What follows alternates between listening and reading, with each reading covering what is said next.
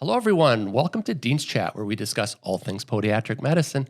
My name is Dr. Jeffrey Jensen. I'm the Dean at the Arizona College of Podiatric Medicine. I'm also the host of Dean's Chat, but for today's discussion, I'm going to wear my chair of the American Association of Colleges of Podiatric Medicine hat. And I'm joined by just a great panel today, and I'd like to introduce each of them individually. But my co-host, Dr. Joanna Richey, is here. How you doing, Joe? I'm doing great, Jeff. Thanks. Great. Well, we're going to have a great episode today. I'm looking forward to it. And my colleague from the American Association of Colleges of Podiatric Medicine, Jen Bessette with Career Promotions. Welcome, Jen. Hi, thanks for having me. I'm glad you're here. And then our two guests, our advisors, Heidi Lang is from Saginaw Valley State University. She's a pre-health professional advisor, as well as a licensed professional counselor. Welcome to Dean's Chat, Heidi. Well, welcome. Looking forward to it. Fantastic. And also with us is Celeste Crowe. Celeste is the Director of Health Professions Advising Office at Appalachian State in Boone, North Carolina. Also interesting, Celeste is the ambassador for the National Association of Advisors for the Health Professions to the American Association of Colleges of Podiatric Medicine. So we've got some similar vibes here. Welcome, Celeste. Thanks. I'm excited to be here. It's great to have both of you. You know, I thought maybe just to kick it off, I thought I'd ask both of you, Heidi and Celeste, what's it like to be in the health professions advisory role today? Because I think it's different than it was 10 years ago. And mind kind of talking about your current role? I'd appreciate it. Heidi, do you mind starting? Sure, I could do that. It is different than it was 10 years ago. It's different than it was 20 years ago. So I started this in 95, but I will tell you some of the similarities we see is the students are passionate. They want to serve. More so than I've seen in the past, they really want to serve. They want to make a difference, but they want to do that through healthcare. And the challenge is there's lots of ways they can be a doctor, which is, that students will come into my office and they'll say, I want to be a doctor, and not realizing that there are lots of health professions that will give them that doctor role. So I think that's one of the greater challenges that I see. And then helping them to find what is their right fit, not their family member's right fit, but their right fit. Makes sense. Celeste? Yeah, very similar. Students see healthcare as a opportunity to have stable income, depending on the profession, a nice work-life balance, and certainly that's an attractive feature for pediatric medicine. When talking with students, I think thinking about undergrads who are getting ready to graduate in the next month came in fall of 2020. So they have had the most disrupted collegiate experience of probably any generation of students that I have worked with. And so learning how to navigate being online, then getting back to in-person, and how to get the experiences that are going to help them explore their career interests to know as they get ready to graduate and move on to other health professions, that they're grounded in their exposure and their information and their planning, and that they know it's a good fit. And that, I think, is still a little bit of a struggle for a lot of students, given a lot of students did not have access to clinical opportunities for a solid 2 to 2.5 years in my community. Yeah, people became one with their computer and Zoom and Teams and Google searches on what can I be when I grow up. You both know Jen. Jen and I have worked together for many years because she was at Midwestern University. So Jen, in the podiatric specific arena, what changes have you seen in the last 10 years, for example, through admissions and career promotion? I mean, definitely over the past 10 years, students are still interested, but it's finding new ways to connect with them and get that outreach, finding kind of more ways to be innovative. We saw a big rush and a really good use of online platforms. We hit a little bit of burnout, and the online platform wasn't necessarily the best way to continue to connect with students. AACPM in particular, we relaunched with a vengeance our workshop in a box, and really heavily marketed that to advisors because students wanted a reason to come back to the classroom, and a hands-on workshop was the best way to kind of get them enticed into that. So just getting more creative and finding those ways to kind of pique students' interests. I love workshop in a box because what they have done is not only do you send us the workshop, you help us find a podiatrist in the community, usually someone who's a younger alum. So they're very connected with what's the schooling aspect and so forth. My university, the students did the taping workshop that you sent to us. And that was wonderful because we could promote it to students that are thinking about healthcare and they're looking at medicine, PA. To be honest with you, I don't have a lot of students that come in as a freshman and say, I want to be a podiatrist. It's a career they find later. So I love that this workshop brings in students that know they want to help people. They want to do it in healthcare. And as Jen mentioned, these students want to engage. They're over the screen thing, which is funny because here we are. But it allows them to be hands-on. And so, they got to keep some of the supplies. They could do practice doing some of the techniques and wrapping and so forth at home. So thank you for podiatry for making that possible and getting the students to think about a career that probably wasn't on their radar. And, let's stay on that workshop theme. Celeste, you've done the workshop in a box also, have you not? Yeah, actually, this time last week, we were trying to wrap up our suture workshop, but everybody was so intently focused on wanting to work on their suturing skills that it ran over. But what was great for Airpiece is we had Dr. Sam Price with us, who has just recently moved into the area. And she was going around to each table, making sure students knew how to hold the suture with all the stuff. Like I had never felt so helpless in my entire life because I was like, I got nothing here. And so it was great to see students engage that way. We had diversity of students. I had pre-meds, pre-PAs, pre-dental students. And so it was a nice way to sort of introduce the pediatric medicine area as well, because particularly for students who are interested in like ortho and sports med, they don't understand how podiatric medicine is a pathway to really get them in those areas. So as the chair of the American Association of Colleges of Podiatric Medicine, can we clone you two, Heidi and Celeste? I say that because we have an initiative nationwide called Feet on the Street, and all 11 colleges of podiatric medicine are participating, and each college has been assigned 20 geographically important universities, undergraduate institutions, to do exactly what we're talking about, Heidi and Celeste, to get in there and do a suture workshop, a taping workshop, bring in a local doc. But one of the biggest challenges is getting the advisors on board or getting podiatric medicine even to the table. Your thoughts on that, Heidi? One of the things that we borrowed this from our NAACP, the association that Celeste and I are from, and that is, we call it speed dating the health professions. And so my experience is that I'm not going to get a large group if I say, come and hear about podiatric medicine. They have to be doing something hands-on, something that gives them, I've got to give them more of a reason to come.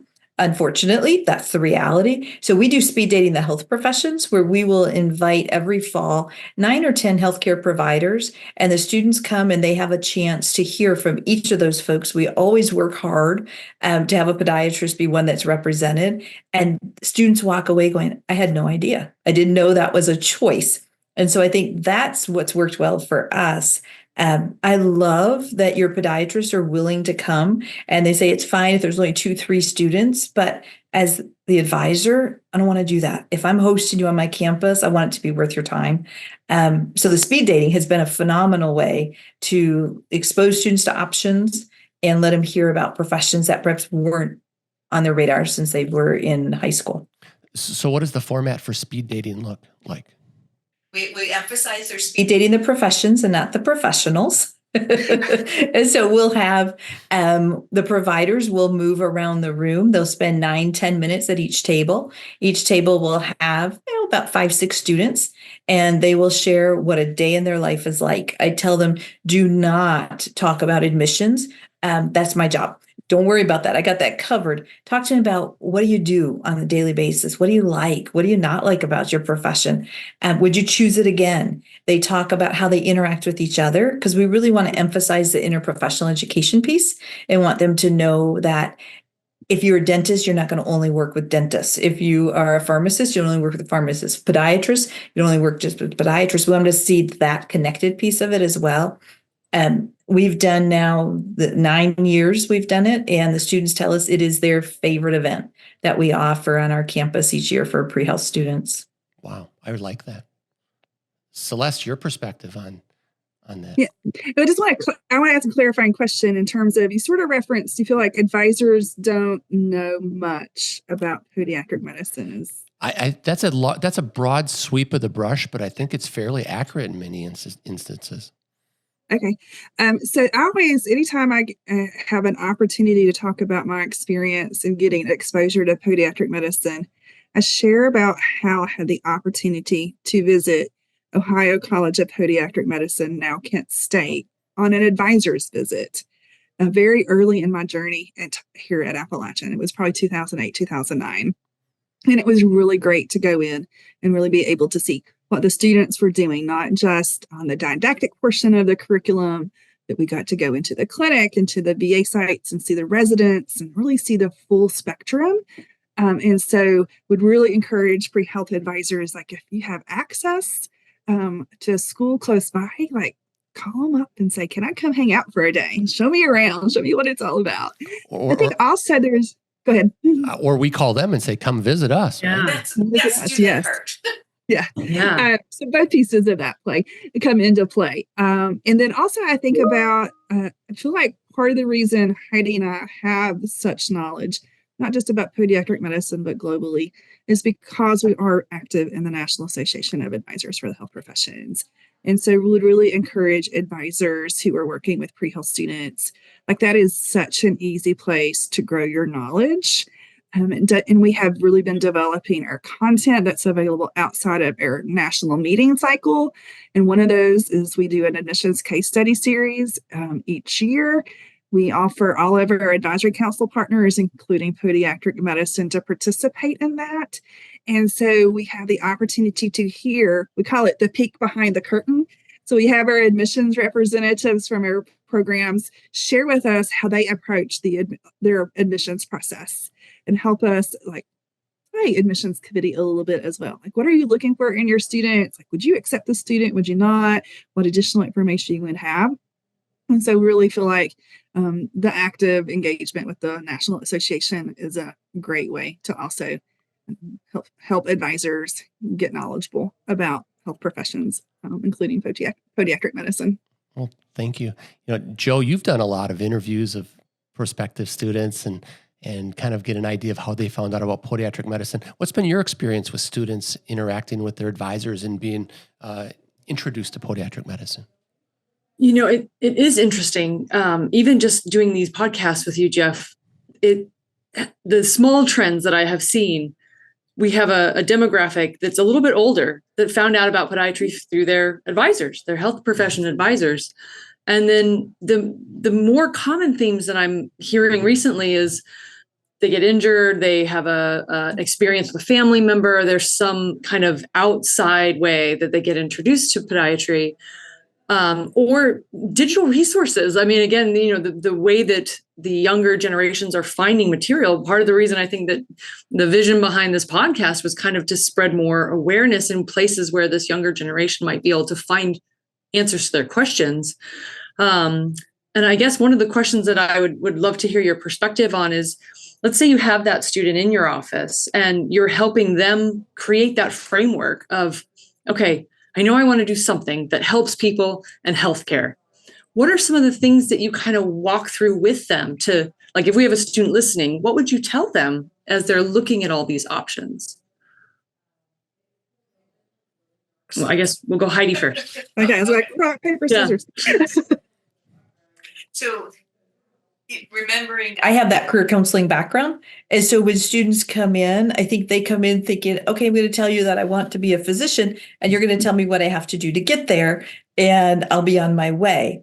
I I tell my students as prospective students, that's not how it works. I'm going to challenge you because you have to be able to articulate why you want to do something, what you've done to explore it and be exposed to it. So when someone comes in and says, I want to be a doctor, want to be a physician or physician assistant or whatnot, and Celeste and I know each other well, so I know she does the same, is she'll say, why?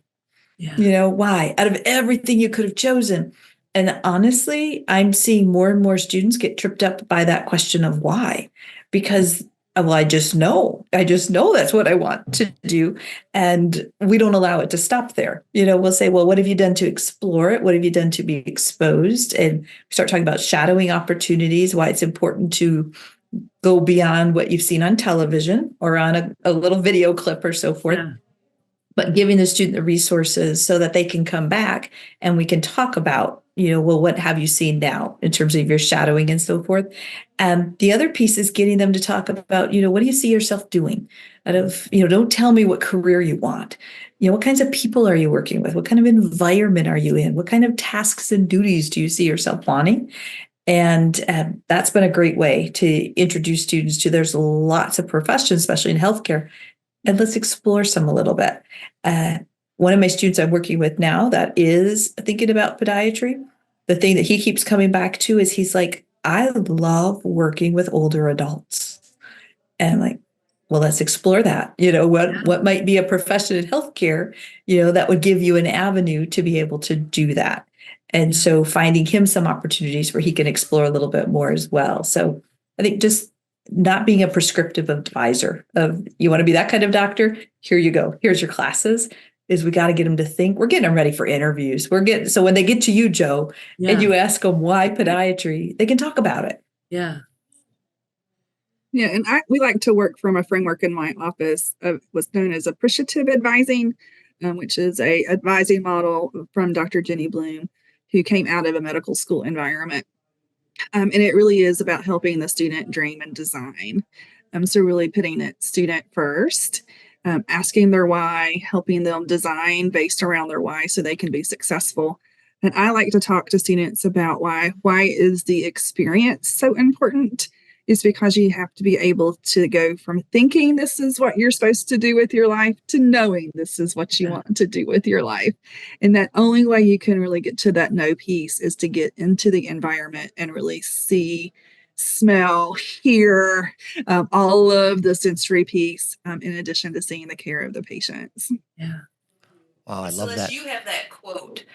Sorry, Jeff, but Celeste has this quote from a book, and I love it. And I won't get it right, so you get it. Okay. About passion. What is it again? Yes. It was a book from Elizabeth Gilbert, who wrote Eat, Pray, Love. But the book is called Big Magic, and it's all about creativity. And so talking about how do you endure through a creative lifestyle, and talking about passion. But when I read the quote, I'm like, it resonates so well with my student population and what we're trying to do. And the quote is, don't think of it from the perspective of what are you passionate about? Think about it from the perspective, what are you passionate enough about that you can endure the disagreeable aspects of the work? Yeah. Joe, you've said that a few times on these podcasts. Yeah. Yeah. And I think it was Heidi had mentioned this too, like not just looking at all the fun things that the position of, again, there's so many options in healthcare now, so many options. And it's so easy to focus on, oh, this is so neat. And this is all the good. And I can see myself doing X, Y, or Z. And it's really important to ask people, what don't you like about your job? And hopefully people are being honest, right? Because it's not that you're trying to trash talk your profession, but to be clear and transparent about nothing is perfect. And so are these pros and cons? Do you find there is, I call it the 80-20 rule, like 80% of what I do, I love. And yeah, it's pretty good. But yeah, of course there's 20% that I'm like, yeah, no, don't love it. But I don't think there are anything. And there's some good entrepreneurs out there that talk about that too. This idea of, if you love what you do, you never work a day in your life is a bunch of garbage, right? Because that's not real.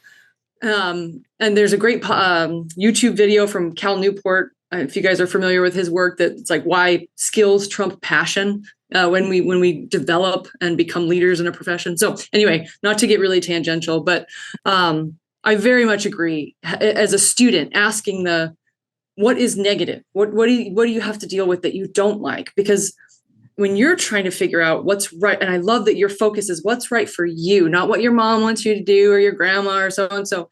What do you want? Because that's really where passion builds. It's like, they want me to be an X, but I really want these things. And I don't even know what professions would support these things about my life. So I think that's really good frameworks. And Jen, a little kudos.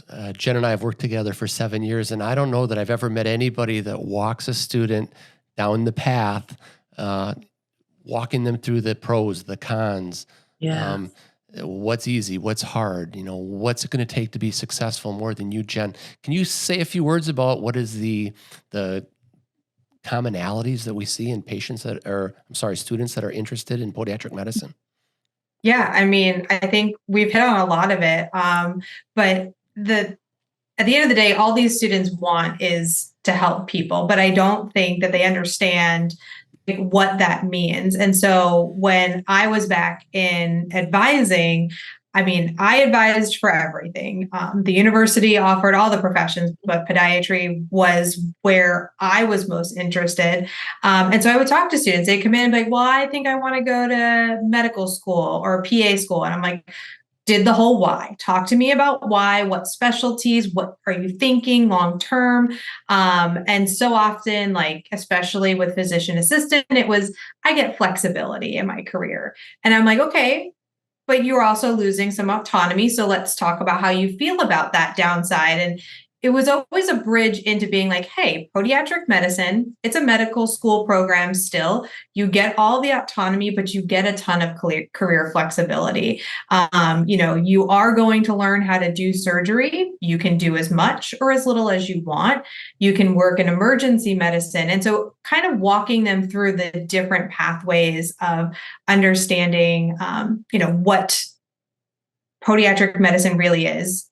They just think, oh, it's the foot and the ankle. And it's like, well, yes, but there is so much more beyond that, because it's just getting them to understand. And once that kind of light bulb moment happens, once they learn how easy it is to shadow, I think that was also the best thing, is that students be like, well, I want to go into these other professions, but it's really hard to find somebody to shadow. And it's like, that is very true. These are the pathways that if you want to go down those routes that you can consider, but also with podiatric medicine, here's this resource.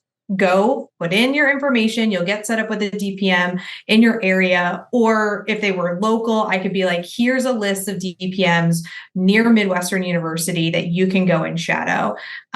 So it was always kind of that eagerness to be willing to have the conversation, explore their different options. So they're always a little bit kind of I would say open-minded, willing to consider what falls within their path. I think that's probably one of the biggest traits overall that's important for students to have, and just to be willing to accept what comes towards them, because even if you go to another medical school pathway, you may not like urology, but guess what? You're probably going to learn about it. So don't just rule out feet because you're like, they're feet. There's so much more to it than just the, anatomical position within the body. Well said. Celeste and Heidi, let's say that outside of a speed dating arrangement, because I love that. I think that's a great idea, and we could set that up. What happens when a student comes in and we start delving into the whys? Why do you want to be a doctor? Why do you want to be in the health professions? At what point, in your experience, does podiatric medicine become a topic? I'm curious as to your experience with that, Celeste. Yeah, for me, it's often like Heidi has mentioned. It's rare that you get an early student, like first or second year student, who comes in with a very clear focus already on podiatric medicine. So when I'm talking to students, the first question is always, is that why? Tell me a little bit about why you've chosen this particular profession. Why? What is it about it you like? And when I start hearing things that might also connect to other health professions programs, like, oh, well, based on what you're telling me, have you explored this? For podiatric medicine specifically, when I hear students talking about they're interested in orthopedic surgery, they're interested in sports med, that like you should really be looking at podiatric medicine as a very solid option to get you into those pathways, because you can do so much through pediatric medicine if you're interested in the foot and ankle injury aspect. I like that. Heidi? Students come in and they, we talked at the very beginning about, what have we noticed in the last 10 years? Mm-hmm. Students come in and I'll say, okay, who in the room is, we're doing a large welcome. Who in the room is pre-med? Couple hands go up. Free dental, couple hands go up. And we go through all the professions, and there's a bunch of them that haven't raised their hands yet. And I'm like, okay, so what are you thinking? Because, you're at my pre-health meeting, and they'll say, well, you didn't say pediatric cardiac surgeon. I'm like, whoa, why are you specializing? So I'm noticing in the last several years, the students are so far down a pathway and they're specialized and they're so focused in. And I think that's a great opportunity to say, you're way ahead of where you need to be. But if your interest area is specializing, well, we do have some fields that allow you to do that. And podiatric medicine is a good example of these are the experts when you're talking, knee on down. And if you want that, you want hands-on, you want patient care, you want to be an expert in one particular area. And especially if a student says, and I'm not sure I want to do primary care. Again, we have an option that allows you to really be intensive in this particular field. So that's been a neat way, but that's been a transition. I don't know if you've seen it, Celeste, but they're very focused on a very specific fellowship almost, without stepping back and just saying, okay, stop, you are just pre-health. Yes, very much so. And I think that's partially the generation in terms of access to media. Yeah, because they're seeing, they can jump on YouTube and watch pediatric cardiac surgeries and things, Right. Or they're seeing physicians and other healthcare providers on social media and TikTok talking about what they are doing in their day, talking about their work-life balance, their lifestyle, and think that's like, oh, I can see myself enjoying what I'm seeing there. Joe, I have a question for you. So many of these students are coming in saying that one of the reasons they picked podiatric medicine is they knew what the end game was going to be. They already knew what their specialty was going to be, and they knew their residency path. Your thoughts on that too, because that seems to be something that attracts students to podiatry.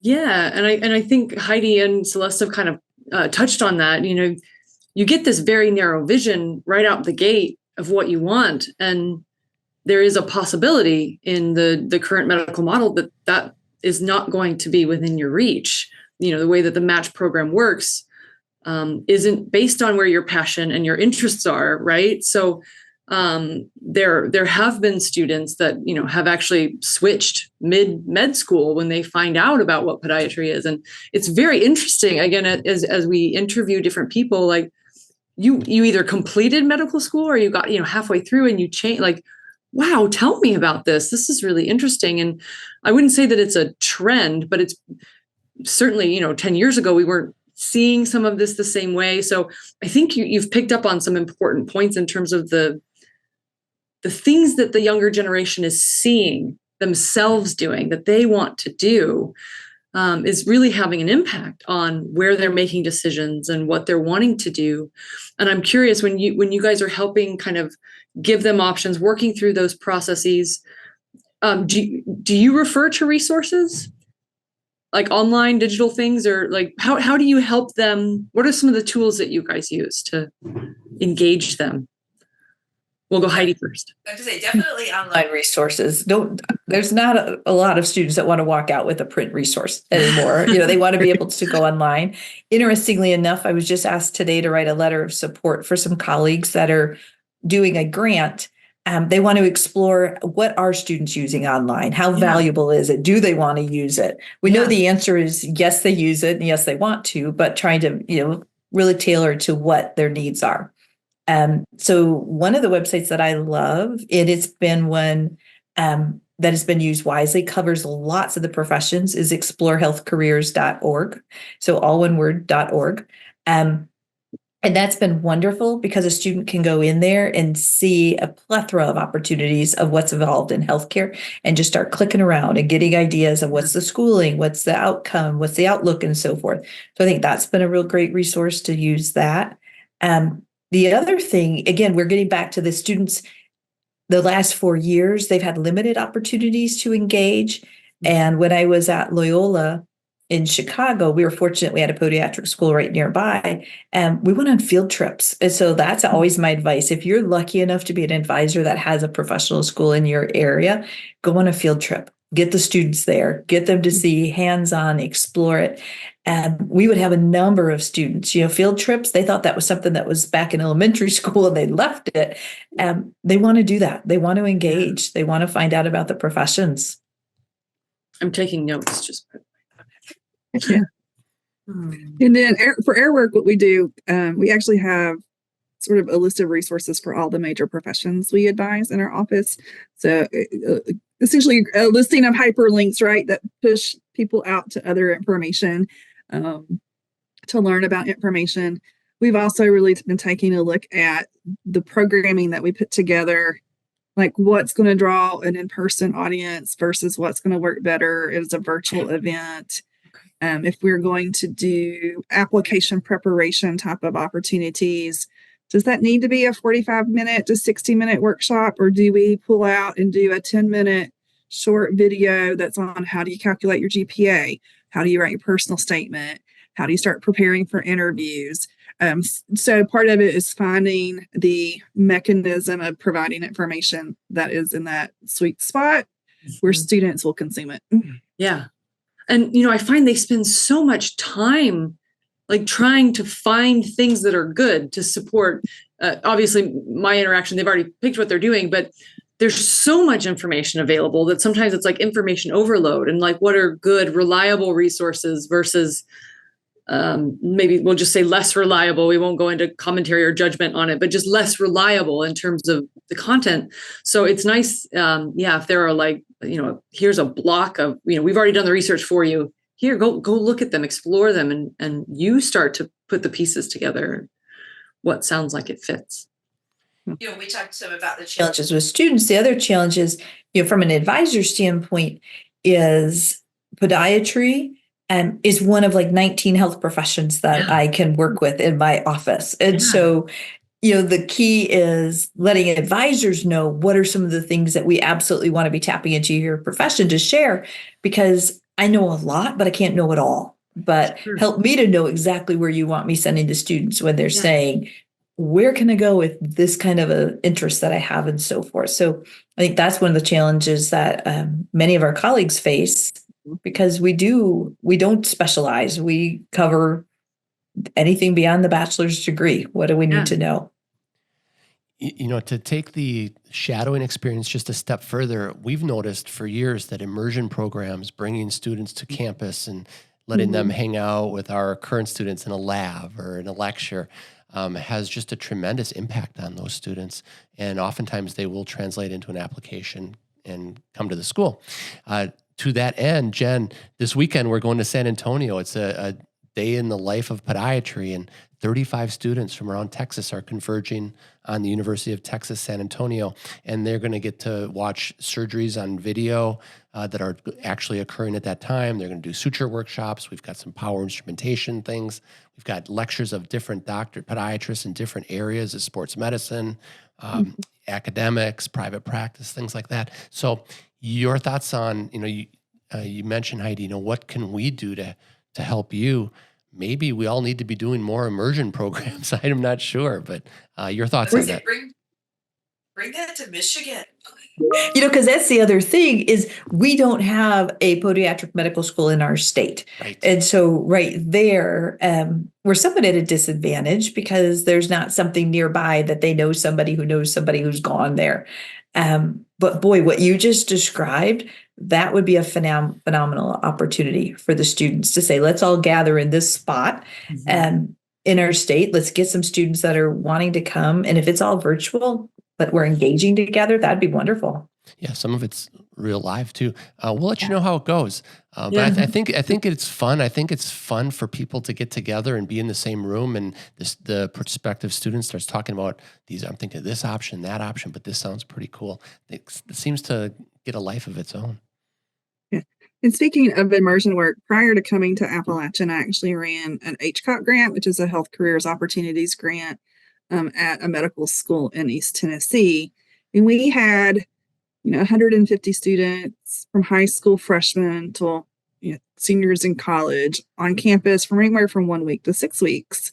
And speaking to that immersion piece, like being able to plant the seeds of what else is out there in middle school and high school students can be very invaluable. Like looking at the number of students who came and spent time on that campus as part of that program, and then landed there for either their undergraduate education or their graduate professions education, because they felt comfortable. They had been there. They sort of knew the lay of the land. They knew some of the faculty.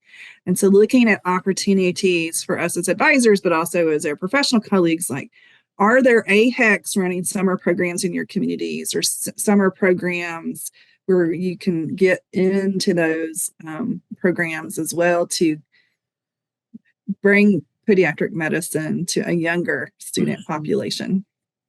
Absolutely. You got to hit it at multiple levels for sure. But that level of comfort's important. It's like been there, done that. I've seen it. I've ruminated upon it. Now I'm going to go be a podiatrist. I like that.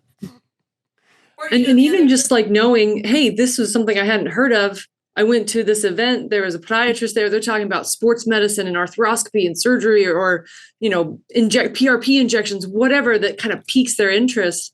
Now they may call up a podiatrist and shadow and go, have those opportunities. So awareness is just such an important part. Yeah. Yeah. Last week we had decisions. No, I was just saying, making informed decisions, because if they have that experience and they say, that was good, that was great, that was wonderful, I know a lot about it, but that's not for me. Yes. Okay. Yeah. I'm not trying to convert everybody to one particular field, but I want you to make good informed decisions. That's really what we're here for, right? To help students make those decisions. Absolutely. Celeste, I'm sorry, I didn't mean to cut you off. No, that's fine. I was just going to say, we had a group of high school students on our campus last week, and they usually ask our office to do a half-hour sort of intro to health profession session with them.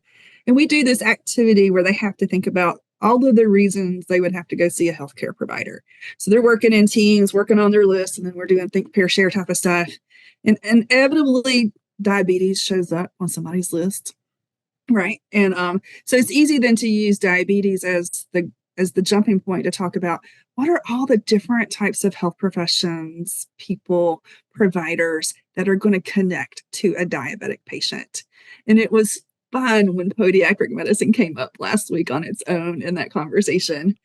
So it was an opportunity for me to plant, like, yes, we were talking about medical school, physician type of training, but podiatry is also medical school. Here's how you would get there. And this is why you would see a podiatrist if you were a diabetic patient. So like just those opportunities to connect the dots. Yeah. I love it.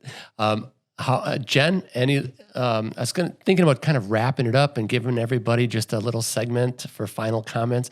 Jen, your thoughts going forward for advising and attracting students into the profession? Man. So, ultimately I think we've touched on it, like shadowing, exploring your options. One of the things that I used to tell prospective students was you can never shadow too much. As somebody who's going to would review an application, I didn't care if you shadowed a physical therapist, you shadowed an optometrist, a dentist, a podiatrist, pediatrician. I wanted you to shadow all of those people because I wanted you to know why you didn't want another pathway and why this was the pathway that you chose. And because you don't know what you don't know. And if you don't shadow, then you don't have that understanding. I think the other parting thought I would like to leave with is the fact that I think it's a misconception of the profession that like I go into podiatric medicine and I do like orthopedics or I do sports medicine. If there is a specialty of medicine, podiatric medicine does it, like infectious diseases, dermatology, oncology, the sky's the limit. And I think a lot of times students overlook that. And we mentioned students getting very finite with what they want to do. You can get very finite with what you do within this profession. And I don't think students realize that until they get into school. And then they're like, whoa, there's so many options here. Well said. Celeste, last words from you, and just a comment. I loved your passion quote. Passion is, these students it's a tough path, right? Health professions, and they got to do it for the right reasons and have passion. But last words from you, Celeste. Yes, I guess the one thing I'm thinking of that we haven't talked at all about yet that I want to make sure students who are listening to this are aware of is that your advisors are here to help. So don't be afraid to seek out and reach out for support. We're here to help. Even if your advisor maybe doesn't know a lot about podiatric medicine immediately at the time, we know where to go look for resources, right? We're here to help. We are busy people, and it may take a little while for you to get into the office, so a little bit of patience might be necessary. But we're in this work because we love getting to walk with students as they explore and find their passion and ultimately are successful in meeting that passion. Well said. So find your advisor and use them. Well said. Heidi, last comments. Tagging on with what Celeste just said, if there's someone watching this and they're thinking, I'm older, I'm out of school, I'm not connected, I don't know if my school has an advisor, through our NAACP, we do have a find an advisor service. So somebody can say, you know what, I'm looking for someone to give me some guides. I want to go into healthcare. And we can help them to find out, is in fact there's someone on their campus where they used to be? If yes, let's get them connected. And in some cases, if there's not an advisor, we have volunteer advisors that are willing to do this to help those students get to whatever they're looking for. And then the other thing I just want to underscore is that the AACPM has fabulous resources, and they are so good. You could go there to find someone to shadow in your community. They're great for advisors, but they're especially there and available to assist with students. So we appreciate you all. Thank you. Kudos to Jen. Jen was the architect of the Explore PodMed website, which is just incredible. Thank you, Jen. Yeah, you're welcome. Joe, your thoughts, because we're kind of the recipients of all the hard work of everybody else. Jen and Celeste and Heidi. My deepest gratitude for everything that you guys do. Again, it's such a privilege to work with these students. They're absolutely remarkable, and helping them wrap a framework around what do I want to do? I don't even know. And I love the point that you just made about students that maybe are non-traditional students or maybe non-health profession originations. I was not a health professions major in college. And so knowing that there are people to answer those questions too, like if I'm understanding you right, you don't actually have to be affiliated with the university directly, but you can reach out and ask questions. And again, maybe that leads to a graduate program or some other stepping stone to get where they want to go. But just having that as a resource, I think is invaluable. So I commend you guys on the work that you're doing. And if I can be of any support to you, you let me know, and I will be of support. We will put all of these resources into our show notes too for the podcast.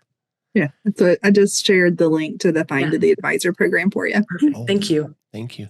Well, thank you again for joining us in beginning of the week. We're going to send each of you a Dean's Chat cup for your beverage of choice, of course. And if you're listening on Apple Podcasts or Spotify, please give us a 5-star rating. If you're a prospective student and you're watching on YouTube, please become a subscriber. On Dean's Chat, we've got lots of fun information and interviews, and today's was just phenomenal. Thank you so much for joining us, Celeste and Heidi and Jen. Appreciate it. Thank you. Thank you so much. All right. Cheers, everybody. Bye-bye.